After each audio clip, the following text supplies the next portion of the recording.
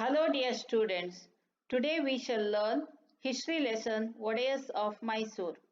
Children, you know before independence Mysore was ruled by Odayas. Mysore was a princely state. Do you know who was the first king of Mysore Odayas? Yadhuraya. Yadhuraya was the first king of Mysore Odayas who ruled from 1399 to 1423 CE. Gandaberunda was the emblem of their state. Srirangapatna was their first capital. So the first king of Mysore Vodayas was Yaduraya. Their emblem was Gandaberunda. Gandaberunda was a mythological bird. And Srirangapatna was their first capital. Now let us learn about Chikkadevaraya who ruled from 1673 to 1704 CE. Chikkadevaraya is a prominent king of early kings. He implemented many pro-people measures. He opened Atara Kacheri with 18 departments. He built a dam across the western streams of River Kaveri near Srirangapatna and provided irrigation facility. He introduced thrift in his administration and enriched the treasury and was conferred with Navakoti Narayana title. Because of his pro-people measures in his administration, the income of the state increased and he was conferred with the title Navakoti Narayana. So Mysore state was prosperous during Chikkadevaraya, but the later kings were weak. So the administration was overseen by Dalwais who ruled in the name of kings. Now let us learn about Hyder Ali and Tipu Sultan. Hyder Ali. Hyder Ali was an eminent commander in Dalwai Nanjarajaya's army. He was brave and adventurous. He won many battles and accumulated army and wealth. This made him gain respect from the king. When there was a revolt in the capital city, Hyder Ali suppressed the revolt and restored the kingship of Krishnaraja Vodayar, and he removed the Dalwai and took over the administration. Thus, Mysore kingdom came under his control. Soon after taking over administration, he engaged in extending the borders of the state. He defeated the Keladi ruler and confiscated the wealth of the Keladi rulers and improved his financial status. He also took over the Chitradurga fort with a lot of difficulty. Battles with British. British came to India as traders for business and gradually became powerful in politics. The British did not tolerate the expansion of Mysore kingdom in the south by Hyder Ali, and later this led to an inevitable clash between Hyder Ali and British. Anglo-Mysore Wars. Four battles were waged by Hyder Ali and later by his son Tippu Sultan against British. These wars are called Anglo-Mysore Wars or Mysore Wars. First Anglo-Mysore War.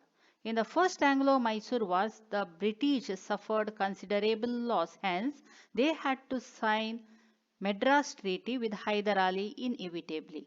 As per the Treaty of Madras, both the parties rushed to each other's rescue if attacked by any enemy. This elevated the status of Hyder Ali.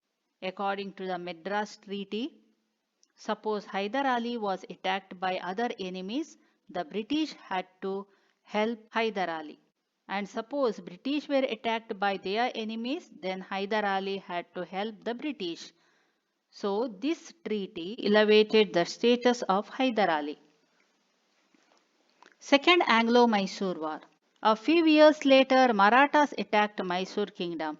According to the Treaty of Madras, the British had to help Hyder Ali, but the Britishers did not come to the aid of help of Hyder Ali and they remained neutral. This enraged Hyder Ali and he invaded British. This is the Second Anglo-Mysore War. Hyder Ali died while fighting in this war and the battle was continued by his son Tipu Sultan. Now let us see what are the achievements of Hyder Ali. Hyder Ali was aware of contemporary politics. Though he was an illiterate, he knew many languages including Kannada. He extended the kingdom of Mysore considerably. He was a brave soldier and an efficient administrator. Hyder Ali has an important place in the annals of Karnataka history. he established the beautiful Lal Bagh Garden in Bengaluru. Now let us learn about Tipu Sultan. Tipu Sultan was the son of Hyder Ali. He participated in his father's battles actively and emerged as winner and declared himself as the Sultan. Tipu led the Second Anglo-Mysore War when his father Hyder Ali died in the battle due to illness. After the death of his father, he continued the Anglo-Mysore Wars. He fought against Britishers bravely during the Second Anglo-Mysore War. At last, the British signed the Treaty of Mangaluru. This treaty was beneficial for both the parties. Both the parties returned their captured areas and exchanged the prisoners of war. This treaty increased the stature of Tipu Sultan. In a very short duration, another two battles took place between Tipu Sultan and Britishers. The mutual hatredness and disbelief was the main reason for this. Third Anglo-Mysore War. In the Third Anglo-Mysore War, the Britishers lay siege capital city of Tipu Sultan, that is Srirangapatna. Without any alternatives, Tipu Sultan had to sign a peace treaty with the British. So, Tipu Sultan during the Third Anglo-Mysore War signed Srirangapatna Treaty. According to this Srirangapatna Treaty, Tipu had to surrender half of his kingdom to the British and had to pay 330 lakh rupees as compensation. Until the compensation is cleared, two sons of Tipu were taken as hostages. Until the compensation of 330 lakh rupees is cleared, Tipu's two sons were taken as hostages as guarantee. This treaty made Tipu feel disgraced. It was a very insulting treaty for Tipu Sultan.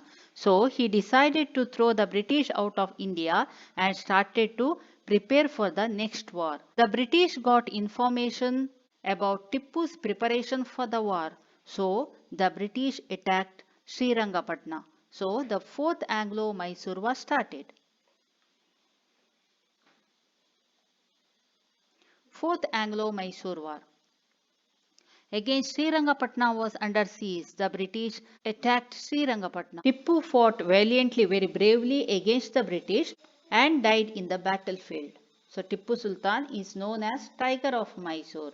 He fought like a tiger against the British in the battlefield and sacrificed his life for his kingdom. That's why Tipu Sultan is known as Tiger of Mysore.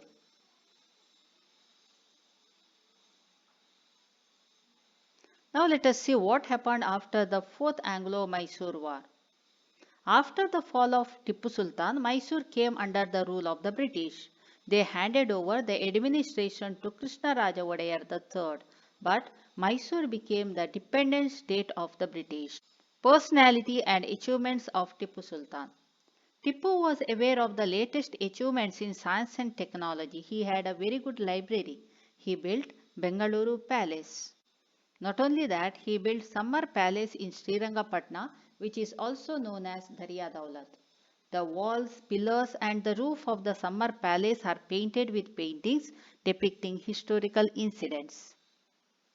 Tipu put a lot of efforts to enrich his kingdom. He popularized sericulture. Sericulture, rearing silkworms. He popularized sericulture in the state. He modernized his army with the help of French. He molded guns in Srirangapatna. Mastering the techniques of launching rockets was his uniqueness. Tipu Sultan sanctioned grants to many Hindu temples and he gave gifts to Sringeri Mutt. The tomb of Hyder Ali and the Juma Masjid were great constructions finished by Tipu Sultan. The minarets of the masjid are known for the beauty. Krishnaraja Wodeyar III ruled from 1799 to 1831 CE. The period of wars ended with the fall of Tipu Sultan. The British took over the Mysore state and divided it into 4 parts and distributed among the Marathas, Nizam and themselves. And the remaining 1 part was returned to Mysore Wodeyars. Thus, Krishnaraja Wodeyar III was brought to power. Hence, Krishnaraja Wodeyar III was only a 5-year-old boy. Purnaya was appointed as the Diwan of Mysore. So, the first Diwan of Mysore Purnaya. There was a revolt in Bidanuru of Shivamoga. The British felt that Krishnaraja Wadayar III did not properly suppress the revolt. So, they dethroned the king and brought the administration of Mysore under a commissioner. Thank you.